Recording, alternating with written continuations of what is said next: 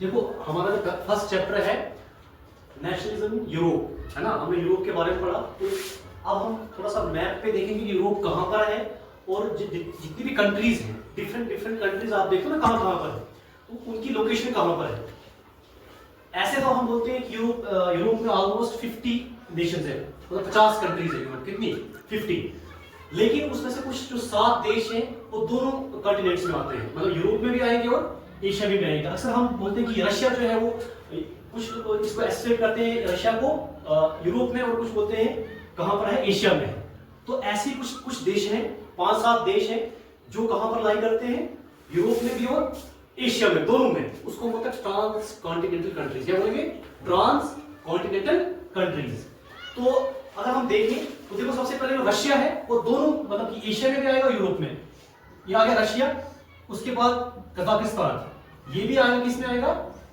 Europe में भी और एशिया में भी। उसके बाद जॉर्जिया, आर्मेनिया, अजरबैजान, तुर्की। ठीक है। इसके साथ एक और देश है जो यहां दिया हुआ है, साइप्रस जिसको हम बोलते हैं। तो कितने देश हो जाएंगे? टोटल 7 देश जो है वो दोनों में आते हैं, मतलब Europe as well as Asia. तो इसी को हम बोलते हैं क्या कि दोनों आते हैं, उस हिसाब से हम इसको बोल सकते हैं कि ये क्या किसमें आएगा? यूरेशिया में।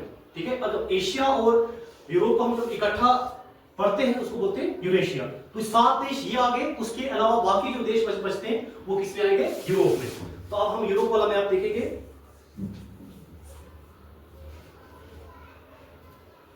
ये आ गया यूरोप का मैप। आप देखो यूरोप के मैप में यहां पर हमने स्टार्टिंग से पढ़ा फ्रेंच रेवोल्यूशन के बारे में, है ना। तो ये देखो फ्रांस यहां पर है, ये आ गया फ्रांस। यहां से रेवोल्यूशन स्टार्ट हुआ था। ठीक है।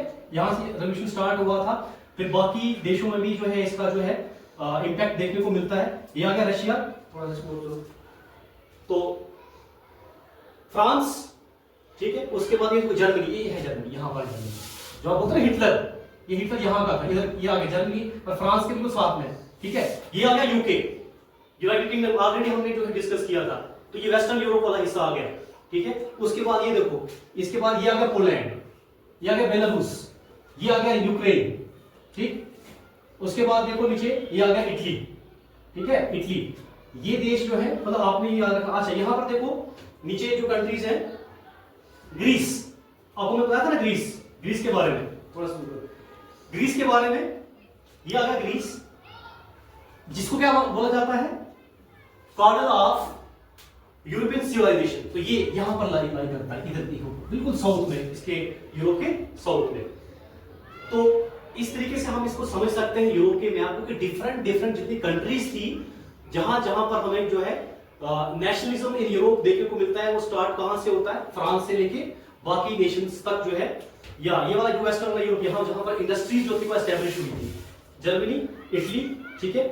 तो इसके साथ साथ अगर हम और भी चीजें पढ़े तो हम देखेंगे कि जैसे कि वर्ल्ड वॉर हुई थी, है ना, वर्ल्ड वॉर हुई थी, और वर्ल्ड वॉर की कंट्रीज है, वर्ल्ड वॉर वाला जो हिस्सा है उसको हम देखेंगे कि कौन कौन सी जो कंट्रीज जो थी वो कहां पर थी। देखो ये वाला, इसके आगे वाला निकालो।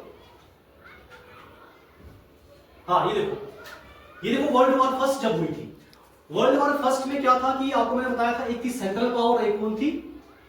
Allied powers. देखो आप इसको मैप पे समझेंगे, यूरोप में जो ये कंट्रीज थी, ये देखो आप, ये देखो ना यहां पर, ये ग्रीन वाला हिस्सा जो बताया हुआ है, एलाइड पावर्स।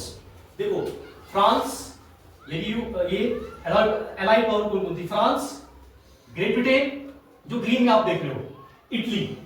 ठीक है। यहां पर आ गया रशिया। ठीक है। और सेंट्रल पावर क्यों बोलते हैं इनको? क्योंकि ये सेंटर में थी, जो दूसरी टीम थी।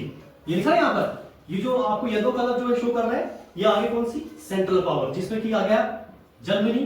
ठीक है। Austro Hungarian empire. ठीक है। बुल्गारिया और ऑटोमन एम्पायर। ये क्या थे? ये सेंट्रल पावर आ गई, और ये आगे कौन सी? ये आगे आपके एलाइड पावर्स। इनको आप ऐसे याद कर सकते हो कि दोनों ये मतलब कि ईस्टर्न फ्रंटियर पर भी और वेस्टर्न फ्रंटियर पर दोनों तरीके से लड़ रही थी। ठीक है। और ये बीच वाला जो हिस्सा आ गया, ये कौन सा आ गया?